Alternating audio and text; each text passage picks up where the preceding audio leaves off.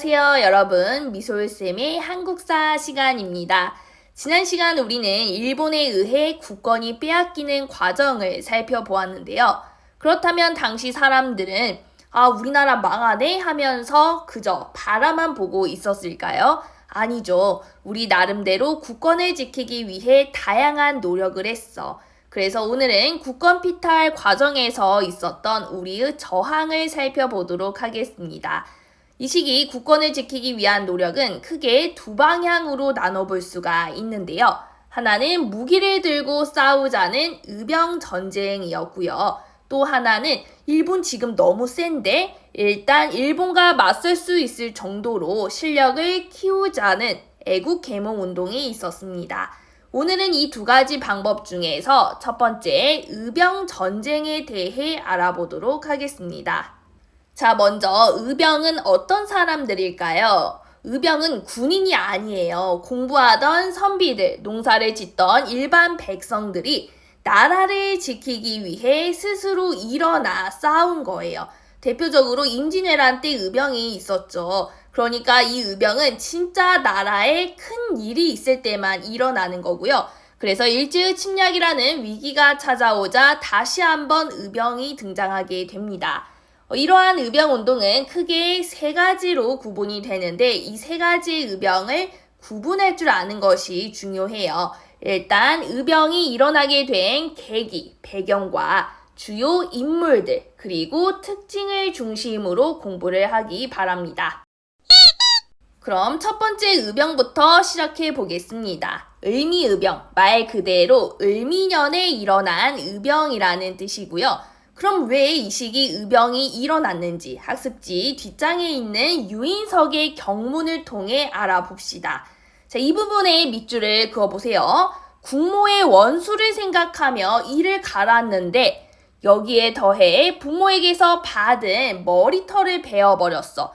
자, 이 부분을 통해서 알 수가 있어요. 먼저 국모의 원수, 이거 지금 어떤 사건을 의미하는 걸까? 바로 명성황후를 시해했던 을미사변이죠. 이것이 첫 번째 배경이고요. 또 하나, 부모에게서 받은 머리털을 풀베듯이 베어버렸다. 이거 뭐야? 단발령이지. 당시 사람들에게 머리카락은 부모님이 물려주신 거라 굉장히 소중하게 생각을 했어. 이처럼 을미의병은 을미사변과 을미개혁의 단발령 때문에 일어나게 된 의병입니다. 자, 그러면 을미의병을 주도한 사람들의 특징은 뭘까요? 을미사병과 단발령에 반발했던 사람들이니까 충과 효에 목숨을 거는 사람들이야. 충과 효, 요것은 성리학에서 강조하는 덕목입니다. 즉 성리학 공부를 아주 열심히 했던 사람들, 바로 양반이에요. 이 경문을 쓴 유인석도 양반 유생이었어. 즉 을미의병은 유인석, 이소응 등 보수적인 양반 유생들이 주도를 했다는 것이 특징입니다. 때문에 이때까지는 평민 출신의 의병장은 존재하지 않아요. 그런데 아과파천 이후 고종이 단발령을 취소해버려. 단발령 때문에 일어났는데 없던 일로 하겠대. 그리고 고종의 복수를 위해서 일어났는데 고종이 괜찮다는 거야. 이제 그만하고 집에 가라고 해산을 권유합니다. 그러다 보니까 이제 더 이상 의병을 이어나갈 이유가 사라져버려.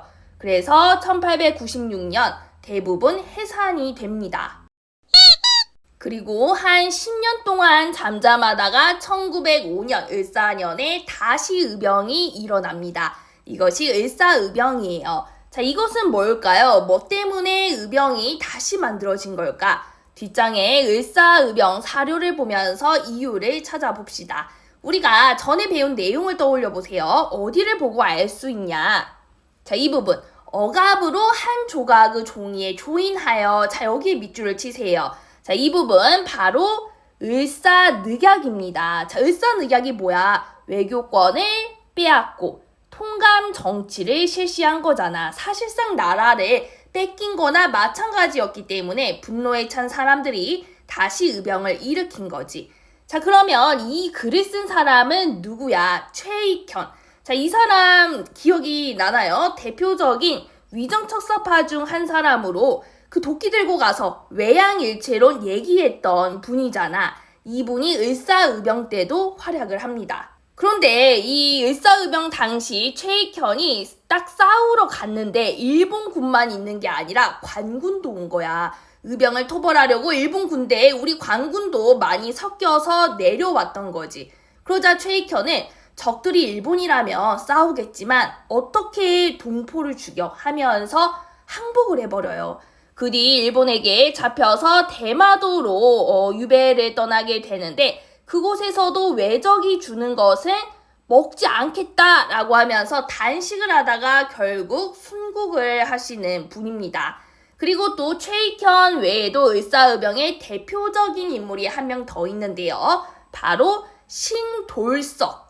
자, 이 사람 이름만 들어도 뭔가 느낌이 오죠. 양반? 아니고요. 평민입니다. 이게 을사의병의 중요한 특징이에요. 양반 유생들이 주도했던 을미의병과 달리 이제 평민 출신의 의병장들이 등장하기 시작을 한 거죠. 지금 나라가 망하게 생겼는데 양반 평민 그딴 게 어딨어. 다 같이 화나고 다 같이 힘을 모아야지. 그리고 이러한 을사의병은 해산되지 않고 계속 이어집니다.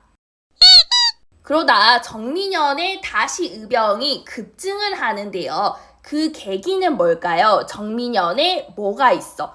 우리나라 사람들을 분노하게 했던 사건. 첫 번째, 고종의 강제 퇴위였고요. 두 번째, 정미칠조약. 한일 신협약에 있었던 부속조약으로 인한 군대 해산이었습니다.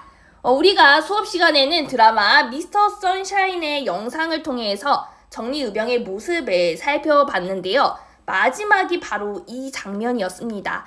이 부분이 정리의병으로 많이 알려진 사진과 굉장히 비슷한데요. 이게 실제 정리의병 사진이에요. 좀 비슷하죠. 자, 여기 보면은 굉장히 다양한 계층의 사람들이 참여하고 있다는 거 알 수가 있습니다. 자, 먼저 이 사람 나이가 어때 보여? 너희 또래의 어린 소년으로 보이는 사람이 있습니다. 그러면 그 옆에 이분은 지금 제복을 입고 있죠. 군인이에요. 왜 군인이 여기에 있어? 군대가 해산됐잖아. 그러자 불만을 가진 군인들이 의병에 참여를 한 거예요. 자, 그러면 군인들이 합류하면서 어떤 변화가 나타났을까? 이전과 뭐가 다르겠어? 더 강해지는 거지. 군인들은 체계적으로 훈련을 받은 사람들이잖아. 전투력이 급상승해.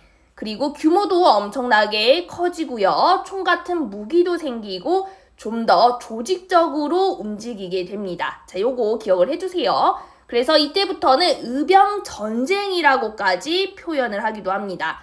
이제는 전처럼 여기저기 흩어져서 활동하는 의병에 그치지 않고 전국적으로 연합 부대를 조직을 합니다. 당시 우리나라는 13도였기 때문에 13도 장의군이라고 불렀고요. 이들은 스스로 자신이 군인이라는 생각을 하고 있었기 때문에 각국 영사관에 우리를 국제법상 교전단체로 인정해달라고 요청하는 글을 보내기도 했어. 그리고 서울을 공격해 일본과 싸우자는 서울 진공작전을 전개합니다. 하지만 일본의 막강한 화력 앞에 안타깝게도 동대문 밖에서 일본에게 패배를 해요. 이때 13도 창의군의 총대장이 이인영이라는 분이었는데요. 이분이 또 이해 안 될 수 있는 게 일본에 무찌르자 하면서 서울로 가자고 의병을 일으켰는데 하필이면 그때 갑자기 아버지가 돌아가신 거야. 이런 상황에서 너네 어떻게 하겠니? 이분은 이제 어떻게 하냐면 불효는 불충이다라는 말을 하시면서 3년상을 치르러 고향으로 내려가 버려요. 총대장인데. 지금 일본과 싸우러 가기로 했으면서 갑자기 고향으로 가버리면 남은 군대는 어떻게 해? 물론 굉장히 개인적으로는 굉장히 안타까운 일이죠. 하지만 이제 이런 점들이 양반 유생 의병장들의 약간의 이제 한계를 보여주는 부분이라고 볼 수가 있습니다. 그리고 이렇게 1907년 정미의병은 1908년에도 계속 이어졌습니다. 서울 진공작전 실패 이후 의병은 뿔뿔이 흩어지기 시작했지만 의병이 조직적으로 활동을 펼친 것에 깜짝 놀란 일본은 이때부터 본격적으로 의병 토벌에 나서게 됩니다. 그러자 계속되는 일본의 탄압 속에서 의병들은 남쪽으로 밀려가기 시작하면서 호남 쪽의 의병이 급증해요. 그러자 일본은 1909년 남한 대토벌 작전으로 의병을 아주 초토화시켜버립니다. 이 사진이 당시 체포되었던 의병장들의 모습이에요. 그러면서 1910년쯤 되면 조선 안에서는 의병이 거의 살아남지를 못해. 그리고 살아남은 의병들은 만주와 연해주로 가서 독립운동을 이어나가게 됩니다. 그렇다면 의병의 의의는 뭘까요? 우리나라를 지키기 위한 운동이라는 거지. 그래서 일본이 조선을 먹는 것을 조금이라도 지연시켰다는 의의가 있습니다. 그리고 이러한 의병운동은 국권 상실 이후 국외에서 펼쳐진 무장 독립투쟁으로 이어지게 됩니다. 하지만 한계도 있어요. 바로 일본에 비해 아무래도 조직력과 무기가 좀 약했고요. 일부 양반 유생 의병장들의 경우 평민 의병장들을 좀 차별한다든지 하는 신분의식이 좀 남아 있었습니다. 그리고 국권을 지키기 위해 의열투쟁을 했던 분들도 계시는데요. 앞서 살펴본 의병운동이 여러 사람이 모여 집단으로 투쟁을 했다면 의열투쟁은 개개인이 벌인 투쟁이라고 보면 됩니다. 먼저 자결을 선택하신 분들이 계셨어. 을사늑약이 체결되었을 때 나라를 제대로 지키지 못한 것에 대한 책임감, 슬픔, 일제에 대한 분노로 민영환이라는 분이 자결을 하셨고요. 또 1907년에는 군대 해산에 반발하면서 시위대장이었던 박승환이 목숨을 끊기도 했습니다. 또 좀 더 과격하게 적을 암살하고자 했던 분들도 있었어. 대표적으로 나철과 오기호가 암살단을 조직해 을사오적을 처단하려고 했었고요. 미국의 샌프란시스코에서는 장인환과 전명훈이 스티븐스를 처단하기도 합니다. 이 스티븐스는 1차 한일협약 때 우리나라에 외교 고문으로 온 사람이잖아. 그런데 이 사람이 친일파여서 일본의 한국 침략이 정당하다고 막 떠들어댔거든. 그래서 이 사람을 저격합니다.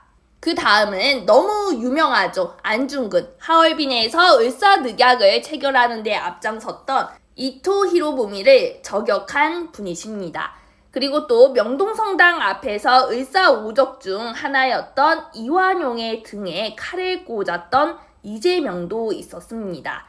이처럼 우리의 국권이 빼앗겨가던 그 시절 우리들의 저항은 끊임없이 이어졌습니다. 하지만 오늘 본 것처럼 총과 칼로 직접적인 투쟁만이 전부였던 건 아니었고요. 한쪽에서는 실력을 키워 일본에 맞설 힘을 키우자는 애국개몽운동도 이루어지고 있었습니다.